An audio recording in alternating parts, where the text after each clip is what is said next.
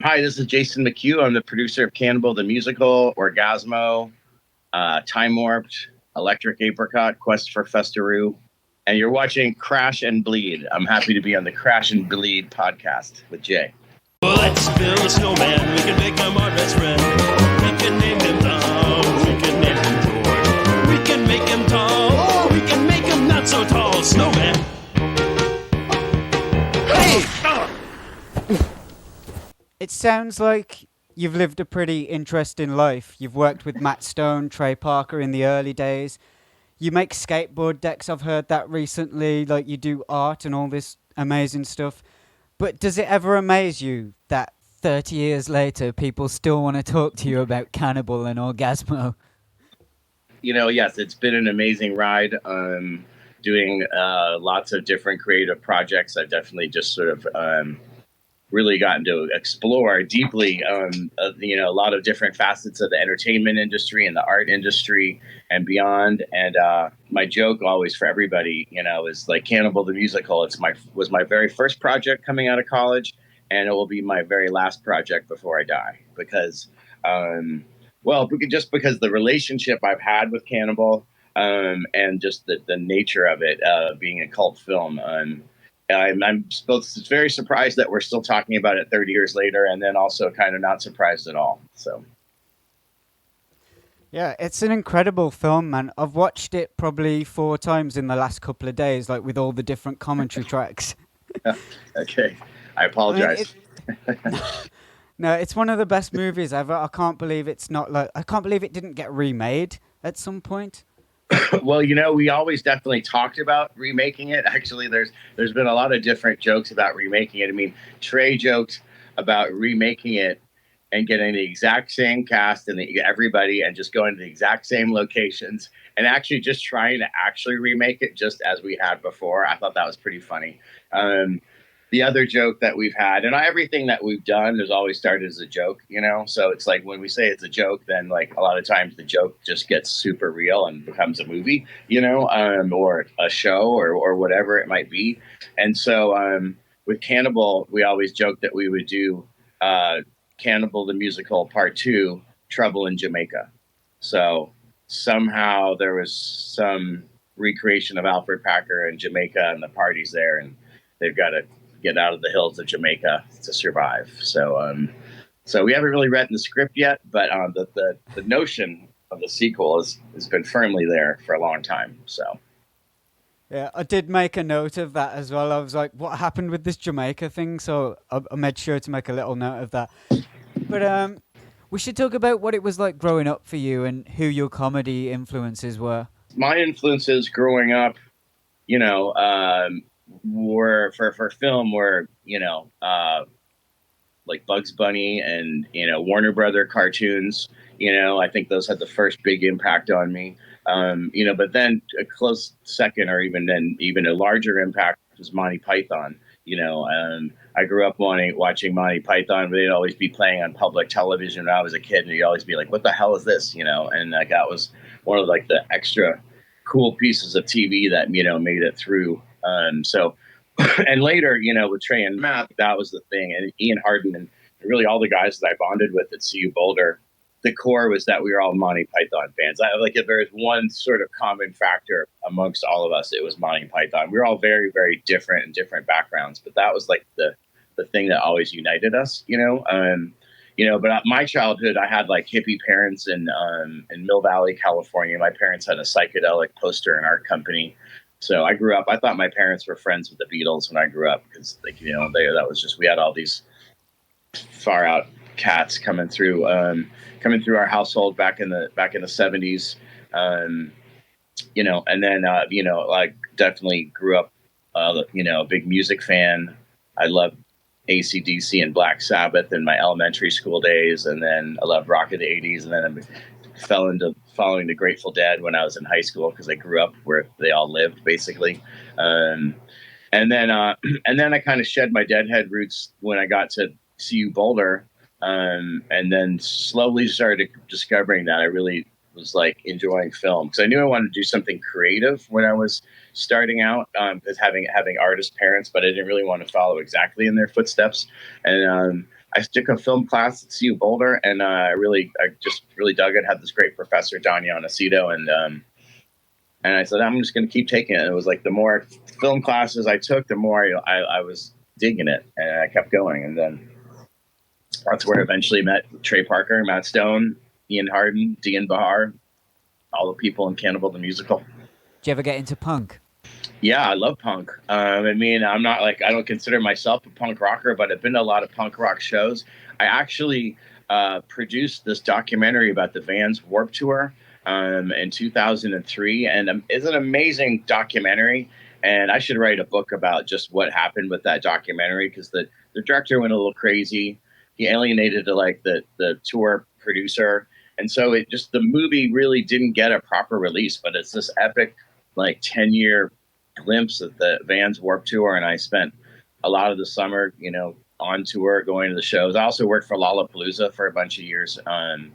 That's a whole other story. But yeah, I have a near and dear affinity for punk music. At least in a live setting. I don't like cruise around town listening to punk usually, but again, I love a lot of punk bands, and yeah, so. You've just blown my mind. Like, I had no idea about that. I've been watching all the interviews I could find with you. Like, is there anywhere on the internet where you can see that documentary? You know what? It used to be on YouTube, and I looked for it the other day, and I wasn't finding it. And I'm going to look again, because it was on YouTube, and this is going back I don't know, at least 15, maybe like 2005. It was it was kind of 2006 is when that movie was kind of finally getting done. It was one of these movies where, like, I had been working on Lollapalooza, and there's this great rock doc guy that was on it, and he did this short piece, but then he didn't get taken on the tour. And then the following summer, he called me because he got hired to do this like comparison of a couple bands that were going to be on the Vans tour. It was like he was following like an all-girl band. These guys, oh God, what were they called? They're just this like gnarly heavy metal band with mohawks and stuff. I'm spacing their name. I should have, if I know we were going to talk about this, I would have brushed up on all the names of these bands. But anyway, he was supposed to just do this sort of juxtaposition of like 3 different lifestyles on the Warped Tour. So here's the Warped Tour, where you're seeing 3 different ways to do that tour.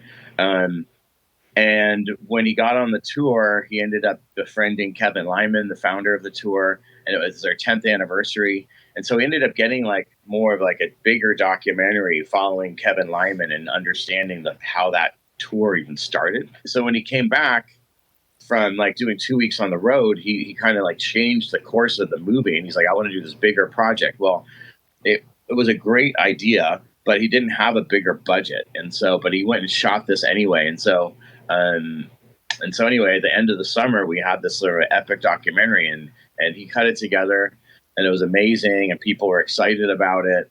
But the problem was, because it's a Warped Tour, there's so many bands, and so many bands are like important to that tour. So to do a 10-year anniversary, you had to have clips from all these bands, and they all had to have music. And then, so at the end of the day, he had 100 music clips and no music budget. And so that made the post-production of this film just from hell. And like, he ended up having like a girlfriend get all the music clearances. It took them 2 years. But by the time that was done, he ended up burning bridges with the guys who financed it. And they were friends with Kevin Lyman, and this huge behind the scenes drama happened with the filmmaker and the financiers of the film. So film got finished. It was amazing. But then the guys that were all about hated the filmmaker, weren't really happy with them, at least. And so they didn't support the release of it. And, I have the DVD of it somewhere.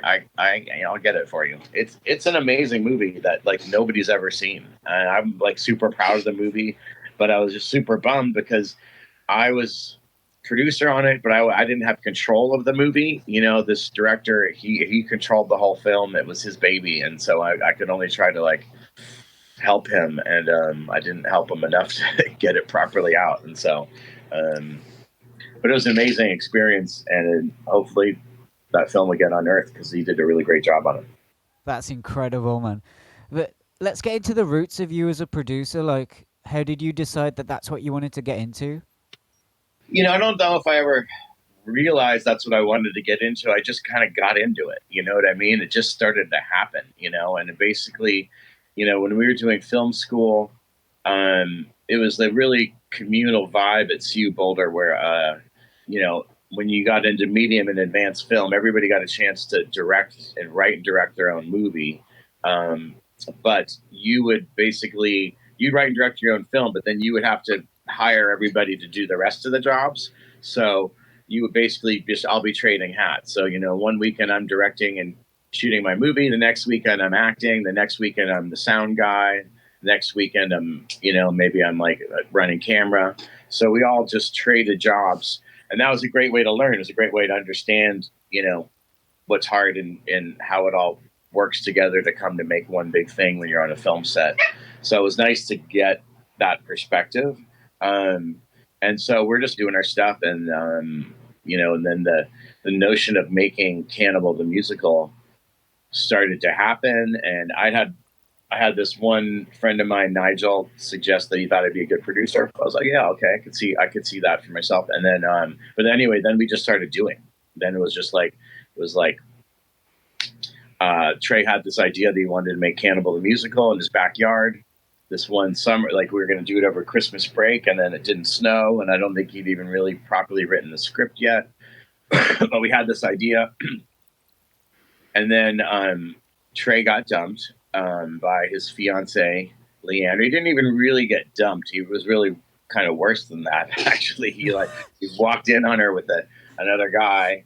I think about 3 months before their big wedding, and with the honeymoon all bought in Hawaii and all that kind of notion. Anyway, so he was still in love with her, but she left him. Summer was just starting. I'd gone out to some dead shows in Wisconsin and was visiting a friend in Tennessee, and I got the call from Trey, like, hey, I really want to make that trailer, or I want to start this out. It was called Alfred Packer the musical at the time. So I came back into Boulder, and we all got together for this one weekend, and we shot this funny trailer. We had a great time in the mountains. We campfire, busting these things out. Trey had this thing in mind. He'd recorded some music, and then when it all cut together, it was just this big sort of joke for him about, this slutty horse leaving him for another man, or another, and it was just him having this cathartic moment over his heartbreak, and now his ex-fiancee Liane became this horse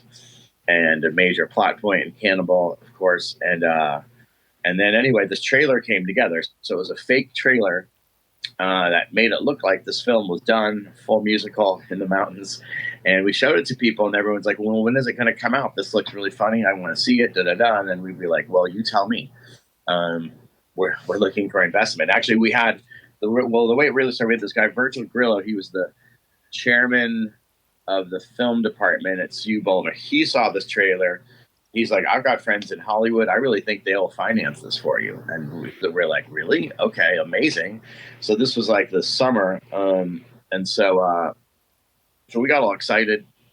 We put together a business prospectus, real crude one, but it was a thing. And I gave it to him looking for $100,000, and again, he was really thought he could raise that money. And so he did his research. We kept doing our research. We're like, we were just kind of had it. We had the seed planted in our heads by the commissioner that we were going to make this movie.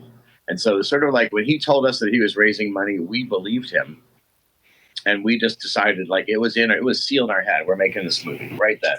And then he came back and like, I learned, if you ever go into a meeting and they serve you sweets or like kind of food, that's probably a red flag that you're about to get some kind of bad news or kind of get fucked over in some way.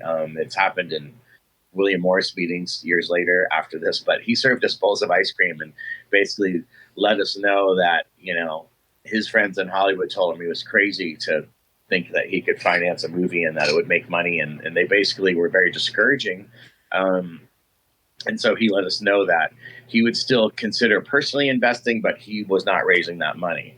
And so we were like, well, fuck, we still want to make this movie. We still feel determined, and we still kind of just weirdly believed that it was happening. It was like we just believed that it was on. And so we kept running with that prospectus. We worked a lot harder. We took a lot of meetings with lawyers to understand, how to put together like the legal documents to take an investment, and we just kind of hustled. We were reading every other film book about how indie filmmakers had made their first feature, and just basically we would sit down at this restaurant called Red Robin here in the States, where they're basically it's a burger place, but they serve bottomless fries and Coke, so you can just sit there all day eating fries and sodas, and that's what we would do. And we would just be meeting and eating fries and trading information, and then building this prospectus, and then when the school semester started, we started recruiting friends, like, hey, you can be director of photography on this. Will be your first feature film. It'll be a great credit for you. Da da da da da. So we started building, and this was all the people we'd been working with doing shorts for the previous, couple of years. So we had like a little community of creatives to work with, and basically give an opportunity to. So that really kind of it sort of just gave us more momentum. Now more people were getting their first job on a film, so more people were invested into this big project that's going to kind of help propel them into real world filmmaking. And so that was great. And then we started raising money. We were able to raise $75,000, but through friends and family.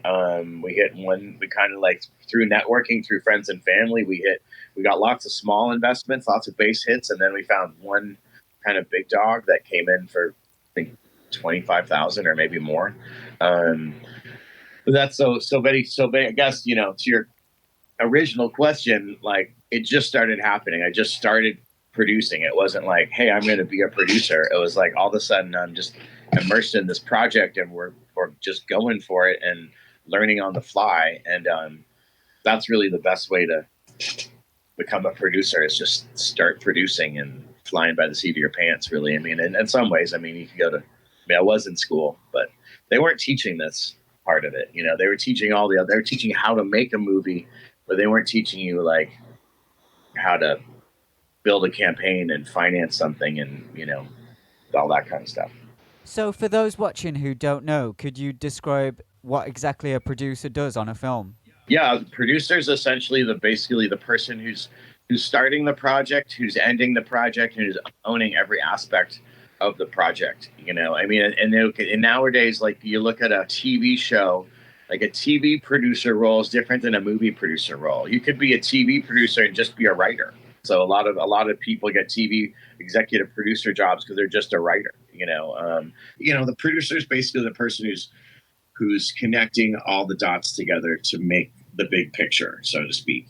So the producer, normally the producer's hiring the director, hiring all the cast, doing all the things. Like, but in the terms of Cannibal, it was really, a group of guys getting together to figure out how to make a movie. And so Trey is our writer, director, and star on this one, and he also worked as a producer in a lot of ways, but that was his main focus. But then the rest of us, it's our job to figure out the business plan, to raise the money, to deal with the lawyers, to do the casting, to basically run the business that is making a movie. So it's all the hiring and firing, it's all the logistics, and it's also a creative job too, because you have to understand the director and what the director wants, and then you're the one sort of breathing the life into that vision for him or her.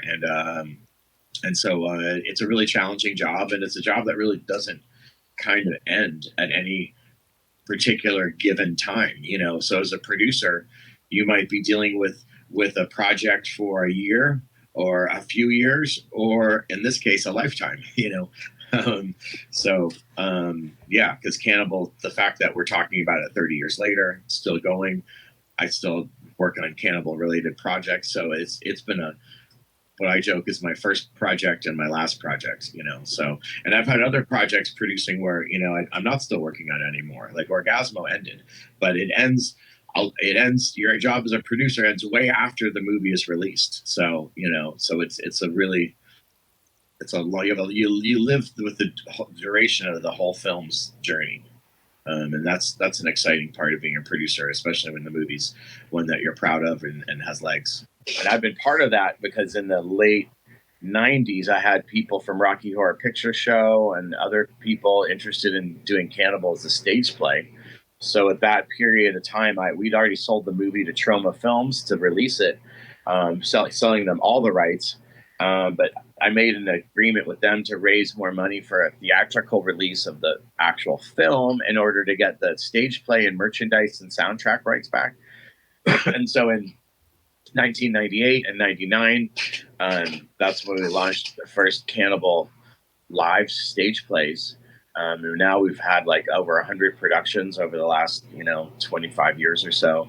And of course they all died out during COVID, but they just started to come back. Last year we had an Australian production and North Hollywood production. I think they're putting it up in Colorado again. But we had it. It played in London for a brief spell in 2008. We took it to the Edinburgh Fringe Festival. So there's been a lot of different versions of it. We actually have there's like a Cannibal the Musical Redux, I'm calling it. That's been created by the guys who made Evil Dead the Musical. And that played for 3 weeks in Toronto. And that was amazing. And I'm hoping that comes back at some point soon because they basically, one of the things with Cannibal is since it's all of our first projects, it was very imperfect, which is also part of the charm. Is the imperfections, I think, are what kind of make it extra culty. But on the stage play level, it kind of is limiting because a lot of people have done great adaptations of it. But these guys in Toronto have really taken it to the next level because they've been able to kind of adapt it into really a perfect 2-act stage musical structure. That's really thrilling. So I hope that gets out because if that I was able to catch the wind, I could see it going for a lot longer. Yeah, I mean, it's definitely not going to die off anytime soon. Is there a 30th anniversary Blu-ray? Is that out? So Because I can't yeah, find it. so there's actually, so I don't know if they're Blu-rays. I'm not exactly sure if they're Blu-rays, but there's not one but 2 DVDs coming out. Okay, and they're both going to have up-res picture, so the picture will be better than it presently is. I haven't seen it on the big screen. I've only seen some stuff on the computer, and it did look great. So I'm excited about that. I mean, there's also a new soundtrack just came out. I have a copy of that here. So there's all this new stuff, and if it's for the 30th anniversary or just a coincidence, I don't know. But this DVD just came out from Play 2 Records. And I'm selling it on a new website I just built called CannibalTheStore.com. But this CD is fucking great, if I do say so myself. Like, these guys remixed it, and they did.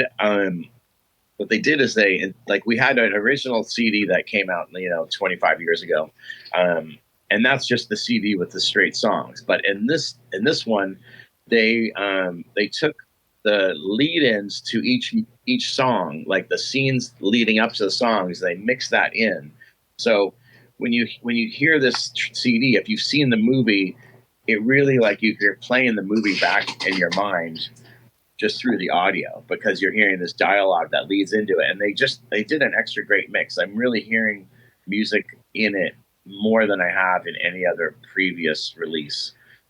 So I don't know exactly what their mixing strategy was, but they did an amazing job. So that's just come out. That's available now. And then this guy, Liam Reagan, who's from the UK, who's a young director. He's got his first release with Trauma out now. I think it's called Killing Mrs. Campbell. Not sure what it's called. I didn't do my research there, but his name's Liam Reagan. He's directing and putting together the first Cannibal the Musical DVD, and that is going to be a UK release with like a limited edition 2,500 DVDs coming out, I believe. And they've got new behind the scenes stuff they've been working really hard on.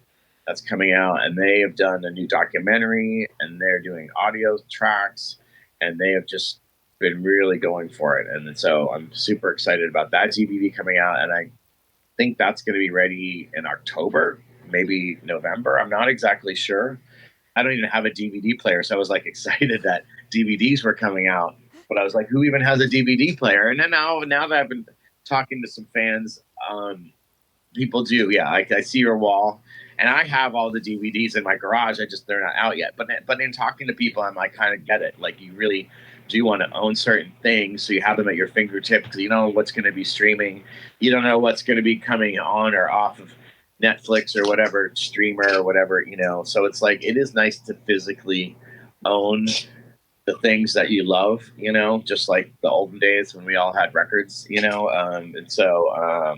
So anyway, I'm excited that physical media has not completely died, and it's cool. Like so, like there's gonna be a second DVD coming out as a U.S. release by this company here, and they're also doing audio and documentary and photos and up-resing picture, and that's going to be a great release too. It's going to be a trip. I was just kind of laughing that we have two DVDs coming out, and they're neither of are officially the 30th anniversary, you know, but we are in this 30th anniversary territory, right? Because the film really was completed in '94. That's when we really started, you know, getting rejected by film festivals a lot. But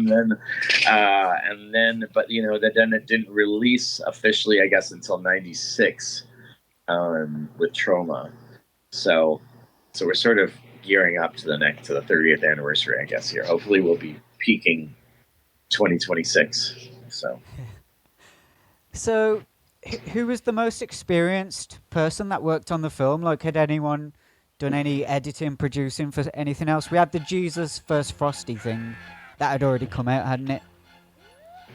Yeah. So I mean, no, everything up to this point was everyone had experience producing and directing short films that they'd made in school.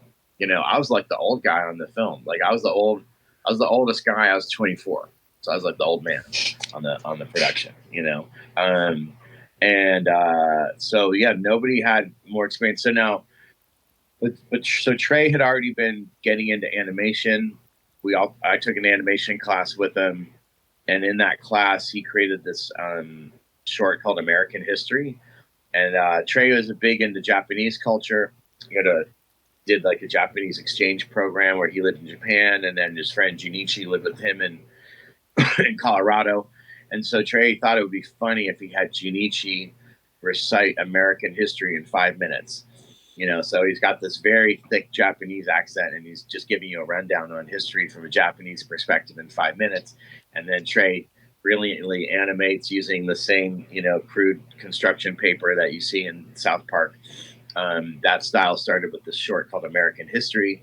American History went on to like get an award at the Aspen Film Festival, prestigious festival, right? That we all were dying to get into, you know. And then it went on and it won a Student Academy Award. So that was mind blowing. And that was like, and so he won that Student Academy Award, I think midway through the production of Cannibal. But that was like a huge feather in our cap, and it was one of those other kind of funny things where we're like, oh man, the short film got an Aspen Film Festival. We are going to kill on the film circuit, on the festival circuit, when we get this movie out. We've got a feature film, so like that's going to be way better. Well, of course, you know, we thought having a movie that had like 12 genres in it was going to really help us. It's like it's a musical, it's a horror, it's a western, it's a love story, it's a courtroom drama. You know, it's got everything. You know, come on, let's go. But so you know, then we started to find film festivals and just getting summarily rejected by every single one of them. We had this really tiny, crappy little office. You know, Trey kind of even lived in it. It had like it was maybe like a 10 by 10 with like 6 foot high ceilings, you know, in this little basement. So it was like this little cave. And in there, every time we got rejected from a film festival, we put it up on the wall. And so we were just kind of had this like line of about a dozen festivals that had rejected us, you know. And then famously, Sundance forgot to reject us. They forgot to send us a rejection letter. Like it just didn't even come. And what we were used to is like you get a rejection letter and then they'd send you the VHS tape, and you'd see that the tape, they'd only gotten like 10 minutes into the movie before they turned it off. They didn't even rewind, you know. So we're like, oh, okay, you know, that's how far we're getting with judges. They see our opening scene, they're like, red flag, you know, and then it's just such a quirky movie that I don't think people knew what the fuck to do with it. So anyway, yeah, so we got rejected everywhere. And then finally, we did get the Denver Film Festival, but we actually, Trey's aunt Marilyn worked for the Denver Film Festival, so we actually had an in there, and I don't know if she shoehorned us in or what, but we got into Denver, and we had these amazing screenings. We had 4 screenings, and of course we had all our cast and crew there and friends and family, so of course that helps. But we sold those screenings out and got standing ovations, and people were loving the movie, and we're like, we've got a hit film, let's go, next stop Sundance. So that's why we were just so sure we were going to get into Sundance at that point. And then they didn't send the rejection letter, and Trey calls me up and he's like, I just had this vision that we were going to be at Sundance, and I'm like, fuck. So I'm pacing around my room at my parents' house in Mill Valley, and then I was just like, well, they didn't send us a rejection letter, so they didn't say don't come. So let's just show up. And then I was like, you know what, Sundance is going to be so mobbed. What, there's no way we're going to be able to get a screening room. I've heard it's such a crazy scene, But then I'm like, hey, I can't hurt to pick up the phone and give it a try. And I'd already had people laugh in my face multiple times, when I was requesting them for money to finance our musical. So I was feeling fearless, and I picked up the phone and I made one call, and in one call I was able to book a screening room, projection company, and we were ready to go. So it was like, I called this hotel. They had an availability. I couldn't believe it. And audio video booked in one call. And so I got to call Trey back and be like, hey, we're going to Sundance. I just booked our screenings. Here's the catch. We're not in the festival, but we're going to screen. And then we'd already really luckily convinced MTV to cover our production while we were doing it. It was another one of those things where like, well, fuck it, let's just try and then see if we get lucky. And so like our film professor, Jerry Aronson, he had the phone number for this woman who was the producer of the Big Picture show at MTV. And that was a show I'd seen a bunch. It was covering big movies in Hollywood. I was like, okay, I doubt they'll take us, but let's give it a try, because you never know. And so I get this woman, Juliette Honan, on the phone, and she's like, oh, it sounds very interesting. Fax me a list of the stars and the cast, and we'll consider it. And I'm like, oh my God, stars in the cast. We got a bunch of nerds from our film class in this, that's who's in it. But what we did is we just said, hey, we wrote her a heartfelt letter and just said, hey, like, we're the MTV generation. We're the age group that your channel is focused on. So why don't you cover us? Because, we'll inspire other people that, they can make movies too, I guess. And so anyway, they did think that was a good angle, amazingly. And they sent a producer out. The only catch was we had to pay for her plane ticket. I think they wanted to make sure we were legitimate enough that we were willing to shell out $400 for a plane flight. And so we paid for a flight and motel, and then we got this amazing MTV story that really opened a lot of doors for us later when we would eventually crash Hollywood. So that was huge. So we just kind of like, we just would think outside the box and go for things. And then amazingly, the universe would open up. And so same thing when Sundance rejected us, we booked these screening rooms, and it turned out those same MTV producers, they were covering Sundance and they had condos, and they said, hey, kick us $100. We'll let you crash on our floor. We're like, amazing, done, because we, had not a lot of money. They get to Sundance and they realize all their stories are boring, and that we were like the more interesting story, the filmmakers crashing Sundance. And they had a couple other filmmakers that were also crashing. And so they kind of did this whole story about these 3 different groups crashing, and it's like followed us, like stealing press passes. And then we had these shitty flyers. Actually, here, I pulled out some stuff to show you. We made these kind of flyers. We take like reviews from other movies and just like crappily like cut them out and just put them over our film. So this one is like, extraordinary, a beautiful film of epic scope. It reaches out and touches your heart and soul like no other movie. This juicy, rollicking picture is great fun to watch. Michael Medved, New York Post. So we're just doing stupid shit like that and pasting the town with it and crashing parties, meeting people, and then we have a camera behind you. Everyone is extra excited to talk to you because they're trying to get attention too. So like, it just sort of all like worked together in a crazy way. And then that press coverage is better than we could have hoped for. if we were in the festival, and then and we made lots of friends. So like right after that, we were like driving to Hollywood, couch surfing, and trying to sell our movie. So those things really helped. You had to take some bold steps and just kind of put your ass on the line and go for it. And amazingly, things opened up for us. Well, did that film have to go through the rating system? I don't know if it did ever actually, to be honest, because it's a trauma movie. So I don't know if they did, because we definitely did a theatrical, but it was it was either me four-walling it or, I four-walled it. Being the four-walling, it's like when a producer sets up the release himself. I found out you have to control your own box office because independent theaters will just take the money and tell you see you later because they know you're not coming back with another movie next week. And so after getting burned by a few independent theaters, I said, this is not what I'm good at. And so I basically just sent the theatrical rights back to Troma, and they've been running the theatrical ever since, which is great because that's what they're doing, So it was good for me to sort of jumpstart it. But I'm glad that they have it, and now that's like amazingly still screening in places, thanks to them. So Yeah, well, this is my version. This is the German version. no way. Oh my god, I've never seen that. It's the only one that I could find that had like all the extras from the other releases included. Amazing. You couldn't read it because it's all German. Yeah, But yeah. Well, my mom was born in Munich. I got a couple German words in me, but oh, but that's amazing. I didn't even know there was a German version. Did you know the first version though actually was released as Alfred Packer the Musical, and it was released in the UK. So by this company called Screen Edge, and I don't think they're still around. I'm sure they're not, but it was very first released as Alfred Packer the Musical in the UK. So Troma had all the rights to the whole world except UK, because we got accepted. Actually, well, it's funny. We didn't get into Sundance, but we got accepted to the Raindance Film Festival. And in fact, this is like Raindance was brand new. Now, like I think they're still going and they're huge. Like Electric, one of my more recent movies, Electric Apricot, was in Raindance, and I was blown away at how huge it was when we went. We went to it, and that was in 2008.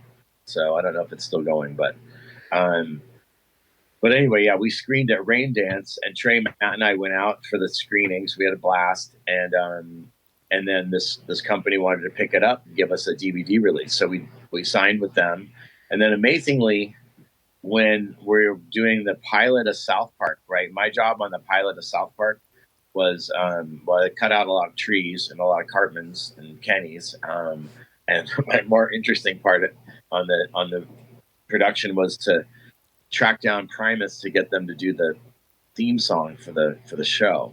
And so this is before internet, really. So I had to like buy the CD and look for the management company, get the contact there, send them a letter, send them a VHS tape, and do this whole kind of pitch by mail. And it turned out, of course, Les saw the Spirit of Christmas, that Jesus versus Santa Claus, and he loved it, and then called us, and then we started talking, and amazingly, while on tour in UK, he bought Alfred Packer the Musical. He was one of the very first people to buy Alfred Packer the Musical, and the reason is that he is the biggest collector of British comedy, or any underground British like content that I know. So he knows everything, and he knows it back in the 60s. He's a huge Monty Python fan, of course, too, but he knows like everything. Like he's like a encyclopedia of British comedy. And so anyway, so he had it first, and so when we told him that was ours, it was just pretty amazing that he had it, and it hadn't even really, because hadn't even released in the U.S. and he already had a copy. So we were like, amazing, and that was one of those things where I was like, okay, this is definitely meant to be. If you already own this, so yeah.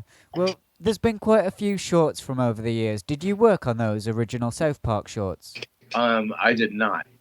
American History was just done by Trey and this guy Chris Graves, I think in film class, and then the first one, Trey did that with Eric Stow, I believe, just at his house, or maybe he did that by himself, and that was Jesus versus Frosty. And then we had just produced this. Um, we did a pilot for Fox after Cannibal, and those ended up not getting picked up. There's this show called Time Warped, and this Time Warp didn't get picked up, and Trey was lamenting that he had no money for Christmas or presents for his family. Okay, and Brian Graydon, and we'd pitched South Park to Brian Graydon already, and he didn't pick it up. He thought it was too weird, but he still loved it, and he loved the Christmas short. And so when Trey was lamenting that he had no money for Christmas, Brian Graydon said, "Hey, I'll give you $2,500 to go make another one of those 3-minute shorts, and I'm going to use it as my Christmas card, and I'm going to send it to all my fancy Hollywood friends." And so Trey loved that idea. So Trey and Matt and Eric Stow, they went back to Trey's house and did that. And so I was living in Colorado. One of the producers, her name is Sarah West. She's actually British. She lives in Bath, or she lives in Brighton. She's from Bath originally, but she connected me to some other British producers, and I had a production assistant job working on this British reality show where we were following female bounty hunters around. So I had this really bizarre, and I'd just done another job with them too called The Good Sex Guide. It was like a Channel 4 show or something. And so this similar production group was doing female bounty hunters. So I was chasing female bounty hunters around California while those three guys were working on Spirit of Christmas. And at that point, we moved back to, right after that, we all decided, after couch surfing for like almost 2 years in Los Angeles and Colorado, we decided let's move to California. And when we did, it was the same time that basically the Spirit of Christmas was becoming like the first internet viral video, really, because it was getting couple people streamed it, and then there's crappy streams going, but it was getting passed through the kind of this sort of Hollywood underground. Because Brian Graydon, he sent it out to 400 people. One of those people is George Clooney. George Clooney thought that was amazing, so he sent it out to all these people, and then it got sent to like an agency where they have like those, dubbing machines, so it's like some assistant was like dubbing hundreds of them, and then later, like a couple months later, we'd see someone else's copy, and it would be this like shitty copy that like lost 10 generations, but it still had like the voices, and it still had the comedy, and it kind of was like, it just didn't matter how crappy it was still funny, and people still were talking about it and still wanting to tell their friends, and so it just went kind of crazy from there. Yeah. When I was going through all the extra features on the Cannibal DVD, I noticed there's no outtakes, like any bloopers. Do they exist anywhere? Well, I think on this new DVDs, there's definitely going to be some outtakes. They're not really so much bloopers, but they're more just funny things that kind of got cut, So, like, the first cut we had of Cannibal was like 2.5 hours, maybe even more. It was ridiculous. We're like, this movie can't be 2.5 hours long, And we had some fights. We had to we just kind of had to do what I call we kill a lot of babies, because it's like in film, you'll have something on there that's super funny, but maybe doesn't drive the story forward, or whatever, like is extra bit. And in the long run, those things, if you cut those things, the movie flows better, but it's really hard to cut those things because they're funny. People laugh, but it slows the movie down, and so we had to kill a lot of babies to get it down to 93 minutes. And even so, like, we probably recut it again now. I mean, Orgasmo was a much more traditional kind of a film set, and we were doing a lot more takes. With Cannibal, it was a lot more guerrilla, so like we weren't doing we didn't have the luxury to do like 12 takes of things, like there was, like we were really trying to get it in the can and move on, and so there is less like outtakes from specific scenes, but there was a lot of was extra scenes that just didn't make it into the final movie, like funny things we thought of on the fly that we either grabbed, or things we thought were super important that just ended up not being that important when it came time to edit, you know. Yeah. Well, I think you have the funniest part in the whole film anyway. It's you and Matt. Matt has the setup and the punchline. You have a line in between, which is still the funniest thing. It's, oh my God, it's when you're cutting into the butt. And then Matt says, "Wait, you're cutting into his butt." And then you so sincerely say, almost like you break character to ask Matt a real question. Well, which kind of piece do you want? It's so deadly serious.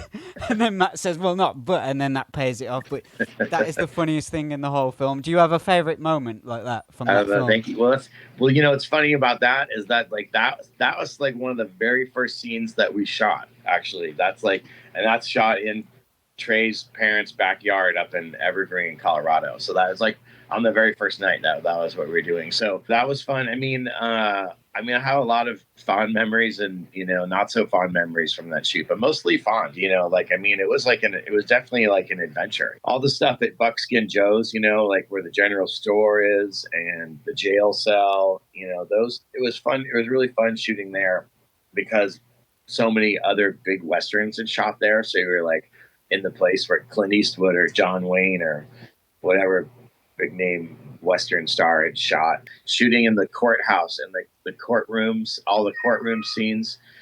That was cool because that was the place where Alfred Packer actually was tried. So we were in a historical location, you know, and coming from California, you know, I grew up in Northern California, north of San Francisco. So I was, you know, the California boy, getting to go on spring break to all the locations we went to all around Colorado. Like Trey grew up in Colorado, of course. So did Matt. Trey's dad was a geologist, so Trey had been everywhere in Colorado, knew all the locations, and so he was really able to kind of take us to these places that he grew up going to. And so that was just such an adventure. A whole spring break going through Ouray and Grand Junction, where we did the big river scene. Like all those were really fun because you go to a remote location, shoot for like 4 hours, and then get back to your hotel and go take a hot tub and kind of party with the crew, you know. So that was a bonding trip, and those are the things that kind of give Cannibal a little bit of production value, you know, is hitting those real locations, you know, and using Mother Nature as a backdrop is a great way to get a lot of bang for the buck when you don't have money for big sets, you know, as you could see. In that film, I don't know if it's in the original cut of the film, but it's early on as well. You hear Cartman's voice. Was that the first time that the world ever heard that, or was that added later? Yeah, I don't. I'm not even sure. Yeah, I mean that's just Trey doing like a funny impression, I guess. But the character that really emerged during the end of Cannibal was the character Chef. He emerged during the production of Cannibal the musical, because if you ever hang out with Trey and Matt, and you ever hang out with them on the set, or like they're trying to like work something out, they'll just beat these jokes like over and over. They'll just redo them and come back at them with a different angle, a different guy trying to like do a different version, and just riffing back and forth. And they will beat the horse until it's dead, you know, with these jokes. So it's like there's definitely like things like that where creative things would emerge where they weren't sure where it was going or what it was leading to, but to just be trying to get laughs going with the crew, you know, keep the time flowing. So it's like when you're working on a project, it becomes work, you know, but when you're thinking about the next thing and making jokes, like that's fun. So like we may be procrastinating or waiting for the light to be right, or, you know, for something to get set up, you know, and you're making these side jokes, those side jokes turn real, and then one thing leads to another. So that's how so many things like in Cannibal and Orgasmo came to be. It was like a sort of a side joke or Trey making fun of somebody, and then it turned into something else, you know. That happened a lot, and I think it just continually happens to this day.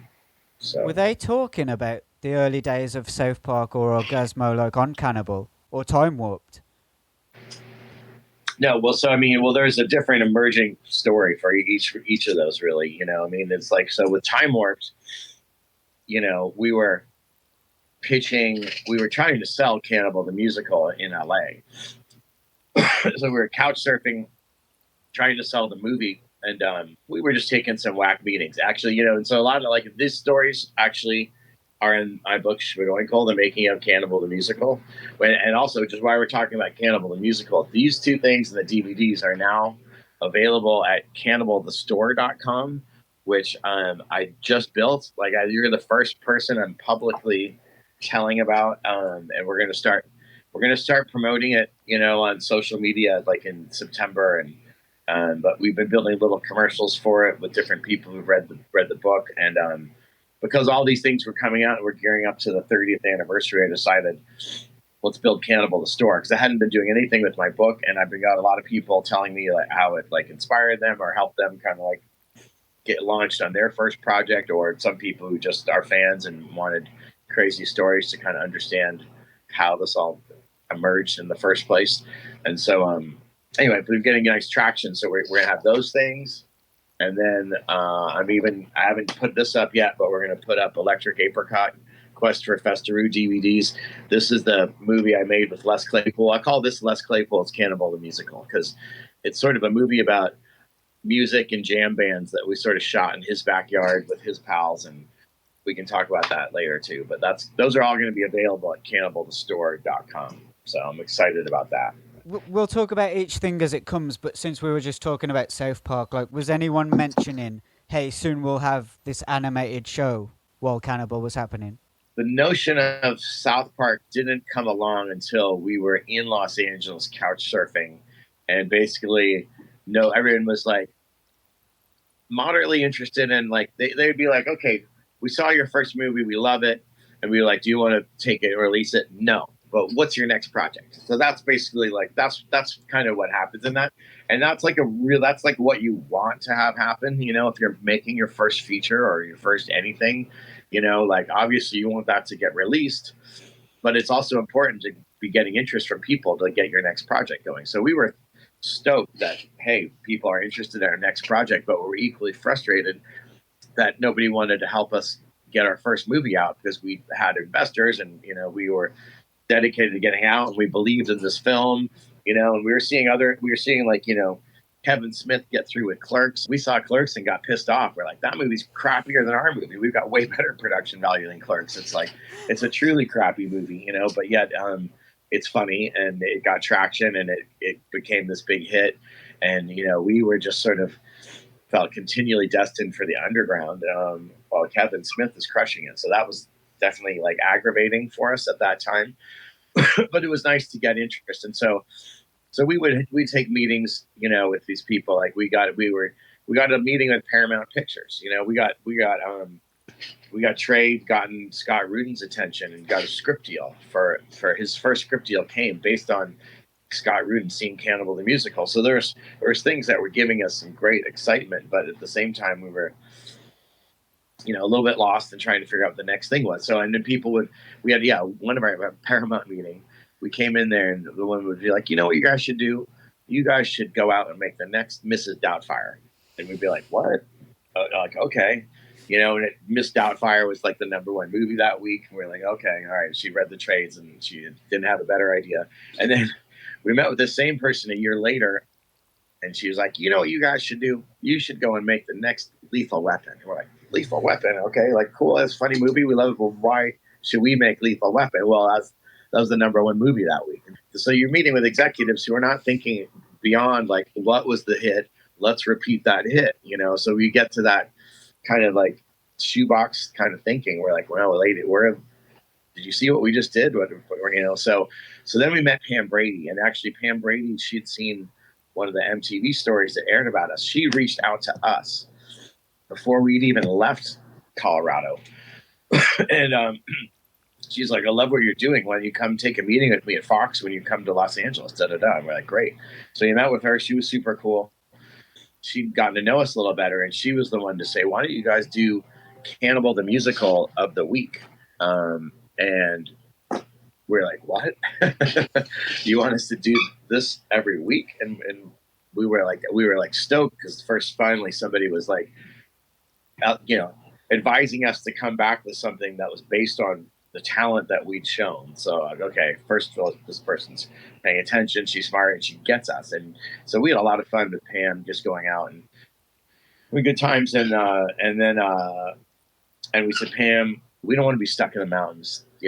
We just were freezing our ass off. So what we're going to do is we want you to do your idea. We're going to do the style and structure of Cannibal, but we're going to apply it to history. So we're going to do it. Yeah, it's going to be like lost musicals from history. That was sort of our premise, but time warped, and then we made it this. Then the premise sort of became like it was these lost musicals from the 50s that had just been unearthed by this archivist, which is ultimately ironic because we did 2 of these time warped episodes and they have become Trey Parker's lost musicals. Like nobody's heard of these, unless you're super hardcore and are listening to your podcast. Otherwise people don't know about these. They're underground, but you can't see them on YouTube. And the first one we did was called Aaron, and it's the story of Moses and his better looking, more outspoken brother Aaron freeing the Hebrew slaves from the evil Egyptian pharaoh. And our focus was on the sibling rivalry, and like there was this frustration with Aaron, who's felt like he should have been the chosen one, yet Moses, who was this kind of not so smart brother, got the call. And so that's our first story. And Well, we did that production. On that subject, that's Trey's best songwriting ever. The song "Why Him." For me, that's my all-time favorite Trey Parker song. Yeah, no, that is a great song. It really is. Yeah, no, I mean, the other one, I feel like the other one kind of sort of influenced one of the songs in Mormon Musical, but there's the Pharaoh that's got the me me me me song, where it's just all about him. Those were really fun to make. We kind of got to kind of pull the old band back together, so to speak, because we were able to get people who worked on Cannibal to come back and work on it again. So it was sort of like we were able to like bring the team back together to do those shows. But the downside was let's name drop some people. Yeah. Okay. Yeah. So it's obviously it was Trey, Matt, and I producing those, and then we got and Trey played Aaron, the good looking, outspoken, chosen one, Aaron, and then Ian Harden, who plays Bell in Cannibal, he played Moses, and he did an amazing job. And that was cool because we'd sort of had a separation of ways with Ian and his soon-to-be wife, Alex. And so that was nice for us to be able to rekindle creatively with Ian, who's super talented. And then we got Dean Bahar to play a bit part. We got Andy Kemmler. Dean is from Cannibal, and Andy Kemmler plays one of the trappers, and they're both, of course, in Orgasmo. They were in those productions. So it was great working with those guys again. Robert Muratori was our director of photography who shot Cannibal. And so that was a really fun production. The catch was it was super low budget. So we were barely paying. People were still working for free, actually. This one was people are still working for free.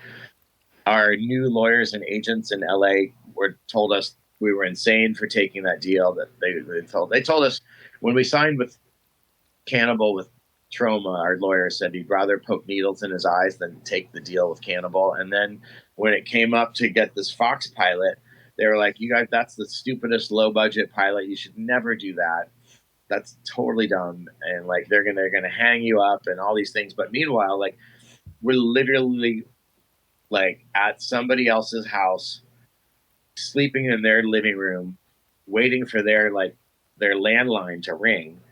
Getting to get a call from William Morris, to like try to get us our next meeting.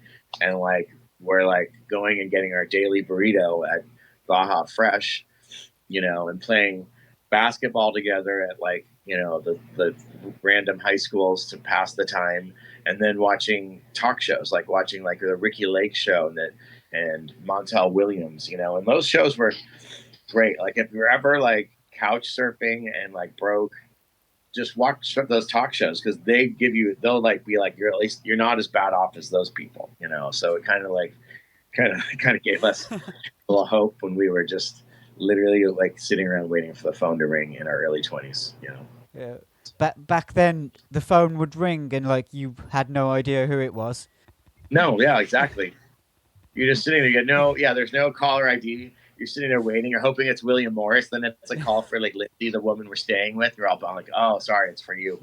You know, and that's like when you're couch surfing, it's like dog years. It's like 1 month is like a year. Three dudes in their 20s, like you have a short amount of time that you can couch surf with somebody before they're going to be like, guys, get out of here. So then we got better at it, and we'd like split up, so it wouldn't be like three dudes at one house. We would all go stay with, our friend Sarah, you stay with George, that kind of thing. So then we'd round up in the morning. So we were very good couch surfers, I'd say.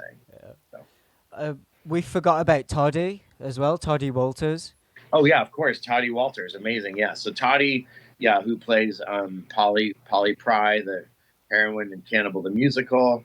Well, by now she and Trey fell in love after the production of Cannibal, so they were dating, and she was super talented. So Trey always had her in mind for a leading female role in all the Time Warp gigs that we did, the two shows that we did. So yeah, she was definitely a part of that as well. Yeah. She had the best song in Cannibal as well, I thought, This Side of Me. Yeah. One of the trappers, Ted Henwood, brought her in. He thought she'd be good. And I'd done an acting class with her. And she came in and sang this a cappella song. And it just blew our minds. Like, we couldn't believe it. She was such a talented singer. So she got the part. And then Trey wrote that song, This Side of Me, like during the production, So like he'd maybe written the scene out, but maybe the music, you didn't hear the music till, it was maybe just before time to record it. And when I heard This Side of Me, that was the moment I was like, okay, Trey's a musical genius. Like that, at that point, I couldn't believe how good that song was. And it was a slightly different style. And I was absolutely blown away by it. And that was like the moment when I knew Trey was a musical genius. Yeah, well, I've heard you mention Matt was into like the Police. I've heard you say the Bad Brains as well. He liked Scar as well, didn't he, Matt? Yeah. So like when we were like Primus was the one band that all three of us could agree on, right? Because I grew up a Deadhead from Northern California, and yeah, Matt was into like Bad Brains and punk, and he loved the Police. Matt was a really good drummer and bass player in college. He was in a couple bands. I think he and Ian Harden played in a band, and then separately, Trey had a band that was like a Japanese style band, I think. But they also played funny songs. They were called Ikiban, and so and then Trey's musical upbringing was like Elton John and music. He loved musicals. He actually was a star of like all kinds of musicals in high school. Like he was like Danny in Grease. I know that, and I don't know. He was in a bunch of musicals. So anyway, so that was like So the three of us had very different musical tastes, with Primus being the one band that united us all. What was Trey's secret? Like, how did he not get his ass kicked for liking musicals? The thing was, he went to a small high school, and I'll say, like, he told us that in his high school, the cool kids were the musical theater kids. I don't know. I did some theater in high school too, but like the theater tech, they were like the nerds and the geeks, of course, and I think, I don't know. I didn't go to his high school, so maybe it was different there. But that's what he told us, and we believed him. So, can you confirm that the kid Jason from South Park is actually you? Like, have Matt or Trey contacted you about this? Hilarious. Yeah. So I can confirm that balding character named Jason on South Park is a version of me, but nobody like. It's not like Trey and Matt like called me up and said, "Hey, dude, we're gonna like make you like a featured extra on the show." It's like that character doesn't speak. So no. So I can confirm that it's me, but I can also confirm that they never told me about it until they were gonna kill the character off. And I actually got a call from Matt, and he's like, "Hey, I just want you to know, your little guy." He said it. He called it your little guy. Your little guy. Your little guy is gonna get killed this week. And so I guess I got killed. In the Integrity Farms Halloween episode. So if there was ever like a great episode to die in or go down in flames, like it would be that episode. So I'm proud to have gotten killed in that episode, but also just befuddled that the whole thing happened. And now sad the character is not there, because I used to like just once I discovered me in the show, it used to be like a Where's Waldo thing. Like, where, oh, am I, there I am. Oh, I made that scene. It's great, you know? So now I don't get to look for myself anymore because I'm dead. But maybe like Kenny, I could come back someday. Who knows? But I'm not, I'm not counting on that. I mean, he had a good run. I mean, over 20 years, I think. So, right.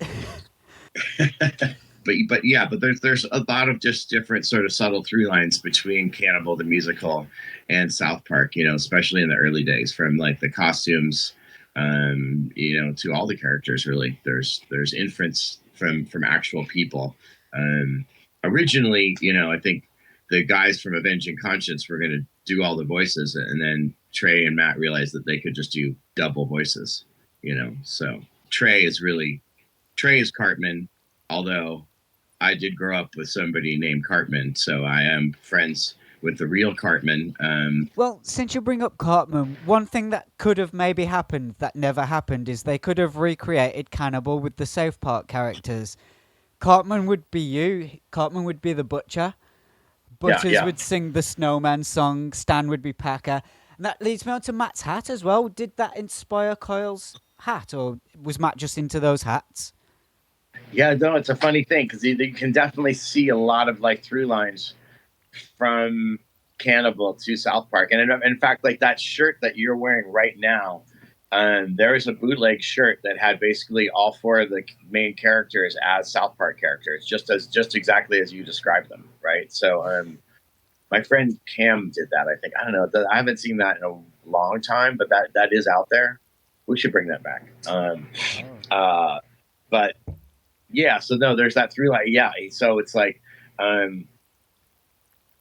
you know, it's just kind of like it's one of those things. I think just for like Trey being the of course the chief creative here, you know, he's just kind of borrowing from his own world there, you know, and so it's like there the intention. No, I mean Kyle was always going to be voiced by Matt, and so yes, that was Kyle's character for sure, you know, and early Cartman voices. Some of the people have said were like making fun of my voice. Maybe that's possible. I think Cartman has like, you know, is mostly really Trey. Ultimately, is just another side of Trey, especially how the character has emerged over the years. It's just really definitely a part of Trey's overall makeup. I think that character lives inside of him. But yes, I definitely influenced that character. And then I grew up with a guy named Matt Cartman in high school. And so the whole way that the Cartman name emerged was based on my friend Matt Cartman. So basically, like, I'll give you the quick story on that. And that is that we're watching American football, right? And the Super Bowl. And I'm a big 49ers fan. Trey, Matt, they're, of course, Denver Bronco fans. And so just during our couch surfing time, and it was a Super Bowl, and the 49ers were playing the San Diego Chargers. And Trey during our couch surfing, this leg, we were staying at my mom's place in Mill Valley, California. A friend of mine, Brian's, having a Super Bowl party. We'll go over there, and Trey's tagging along with me. But he hates the 49ers. He's sort of sitting in the corner, and he's working on his South Park pilot script. And he's got this part called the Fat Kid, but doesn't know what to call the Fat Kid, you know. And so we're watching the Niner game. The Niners are blowing out the Chargers, right? We get 2 touchdowns. Everyone's up high-fiving. You know, the third touchdown comes around, and Cartman's in the front. And he jumps up to high-five everybody. And someone's like, "Shut up, Cartman." Or, you know, "Fuck you, Cartman." And Cartman comes back to something, and then Trey in the corner goes, "Cartman, that's perfect. That's the perfect name for the Fat Kid." And the real Cartman and Trey already knew each other. We'd had some fun together.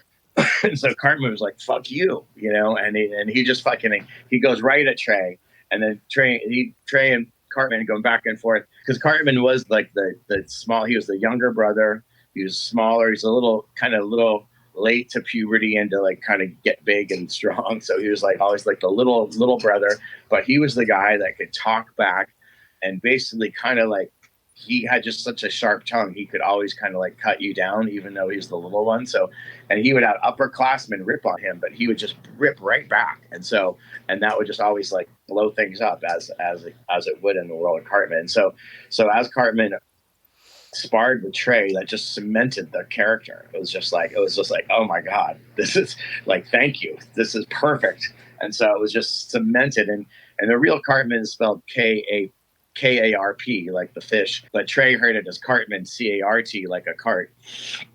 And anyway, that was quickly cemented as Cartman from that day forward.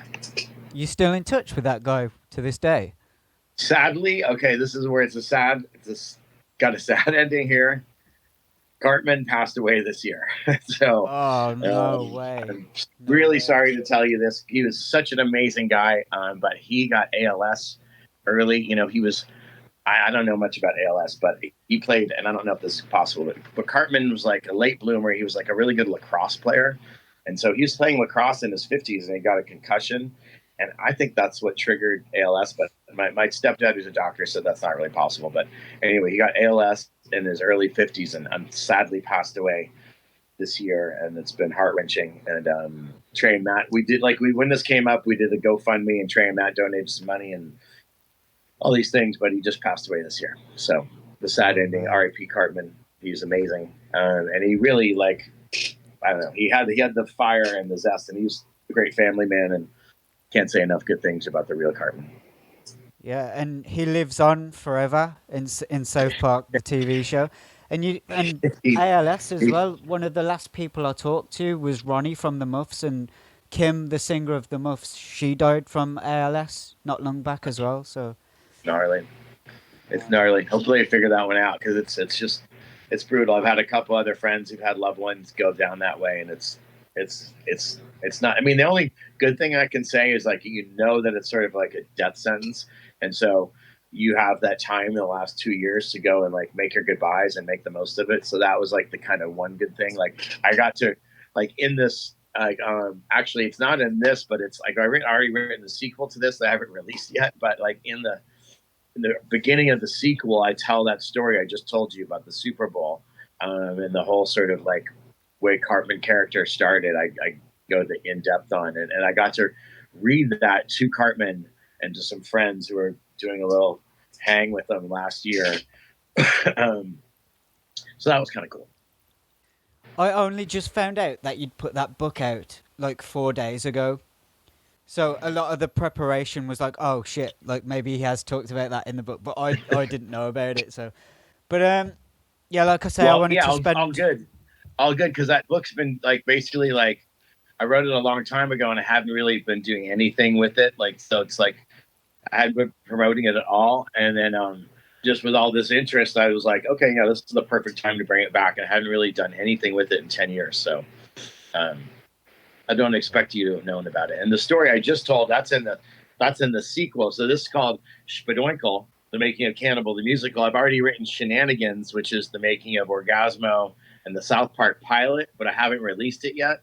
And so I was waiting for my grandma to pass away, and then she lived to 103, and now she's been dead for like 10 years. So there's no excuse, but I even wrote a third part to it as well, but that part's not done. The second part's actually done. So hopefully next year, get that out.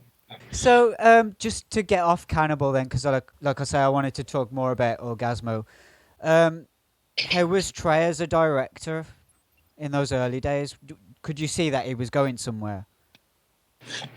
Oh God, I mean, 100%. I mean, yeah, like, you mean, you saw everybody's talent coming right out from the beginning, you know, and it's like, I mean, with Trey, like, his first talent was like acting, you know, and he was somebody who was like the most popular actor to cast in our student films, you know, like, but I did a student film with was called The Search for Shamu. It was my first movie. It wasn't even sync. It was like it was just voiceover and picture. And so I decided to do like a National Geographic style documentary about capturing like a yuppie, and so it's a young, upperly mobile person, right? And so I had Dean Bahar play the yuppie who's like at a cafe just being sort of bougie, and then we had these guys that like capture him with a tranquilizer and like tag his ear and do all the things that you would do in like a National Geographic in the wild, but with this, you know, young, upwardly mobile professional played by Dean Bahar. And then I got Trey to do the voiceover for that, and he played like the Australian, voiceover guy. It's so amazingly well. Like that just sealed it. So Trey's talent first came out, in acting, and then of course he had moved to back to Colorado after going to Berkeley School of Music. He came back to Colorado because he wanted to do film and do other stuff. And so, so Trey was like very much of a self-starter, very driven. And so like that, again, he was like the guy winning Student Academy Awards, so his talent was like up in everybody's face from the beginning, and so it's like, and then through his heartbreak, he did the cutting of and the directing and the cutting of just that trailer. And that trailer was such a powerful piece. Again, it fooled us all into believing that we were making this movie that we then did make, So it's sort of like his filmmaking tricked us all into making more films, So people were always kind of rallying around him. So, and then during Cannibal, he would often like the crappy part about Trey is that like he gets his best ideas the last minute, like an hour later than you wish he would have. That's why the South Park is famous for their all-nighters. He gets his best ideas like when there's like a gun to his head and it's an hour late and it should have already done it, and then that's like he comes with the funniest thing. You're like, God damn it, why didn't you come up with that like 6 hours ago, buddy? But then he comes up with it. It's like undeniable, and like you have to then go do that thing because it's like you don't want to sell yourself short because you just figured out the funny thing. So that's what I remember the most about working with Trey as a director, and so that happened all the time. So it happened on Cannibal a lot of, and again the other thing on Cannibal, Trey was what I think set him apart was he's really able to understand the people that he had to work with and the resources that he had to work with and what people's acting abilities and inabilities were and play with that. Like by the time we got to Orgasmo, we'd already done 2 time warps already. So I'd seen him direct there, and the time warps, like the production of Aaron was just kind of like a dreamy, easy production. We did another production of Time Warp that was like probably the hardest production I've ever done. And that was for Ramen Jewel. And that was super hard, but throughout all those things, Trey was able to be a great director, and get the funny stuff he wanted. And then you just see it growing and emerging with each production, just getting stronger. Yeah. Did Liane see the film? Because she worked on it a little bit. Why did that happen? Why did he bring her back? Yeah. So this is great advice, like for anybody. If you ever want to try to impress an ex-girlfriend and you happen to be working in the arts, invite her to come help work on your project. Invite her back to work on your project the day when you've got a cast of hundreds and you've got MTV cameras and local news cameras there. So that's what happened with Liane. So Liane is a great dancer, the real Liane. She's a great dancer, and she was a dance major in school and a choreographer. And so when we were gearing up to shoot the finale scene, Hang the Bastard, Trey suggested we get Liane to choreograph, and we were all just like, what? And he was like firmly with Toddy at this point. Like he had moved on. He wasn't trying to get her back at this point, but he definitely was excited to flex a little bit, while and have her show up, and see, and that's where you're at Buckskin Joe's. So you're on this like famous Old West setting. You got news, MTV, and all this energy happening. And so it was a good way for him to just be like, hey, yeah, you missed the boat here, girlfriend. But then on the flip side too, he wanted somebody who could do the job well. And she did a great job choreographing the Hang the Bastard. And you can see her, she's in it. She's one of the featured dancers. There's a couple close-ups where there's just like 3 dancers, and she's like in the front. So the actual real Liane is in the movie. And then, so yeah, she definitely saw the finished thing. I don't know if she was at the Denver Film Festival when it premiered there. I think she was at one of those, I want to say, but I'm not sure, because like she may have caught wind on set that her name was being used as the horse. But when you see the movie, that's when you see it for real. And so I'm sure she was blown over seeing like when I was on top of you for the first time, and Trey's looking all dreamy and singing that song about her, and really feeling the feelings, Other funny story that comes to mind was that like years later, she was in Los Angeles and the guys had just done an appearance on the Tonight Show. And we were having like an after party at the same guy, Brian Graydon's house, who financed the Spirit of Christmas. And he had this grand piano, and Trey just sat down on the piano and started holding court. And like, if you ever get to see Trey just kind of like playing songs that come to mind, it's a special thing. And so that was one of those nights. And she's at the piano, and he busts out When I Was on Top of You, and she definitely, yeah, I think we all got a little verklempt, but she definitely did. Yeah, so they definitely came full circle. But yeah, she missed the boat. She came back in Orgasmo as well, twice. No, well, so Toddy, Liane's not in Orgasmo, but Toddy's in Orgasmo. So I don't think Liane. No, Liane was in Orgasmo. Was she in like an extra? She's the old lady. She gets hit with the Orgasmo ray. She's two characters. Oh. Did she do that stunt? No, she's the old lady with the walker. Yeah. That's Liane. That's what you say on the commentary. Okay, then I forgot. I fucking forgot that. Okay, that is possible, because you know what? Because that was done by a stunt person. Maybe that was her. Okay, I just forgotten that. Yeah. But Toddy Walters obviously, plays a major role. She's one of the porn stars in Orgasmo, and she was hilarious in that. And God, but I'd forgotten Liane played that woman who gets hit by an Orgasmo ray. Okay, good on you. Good detail. Yeah.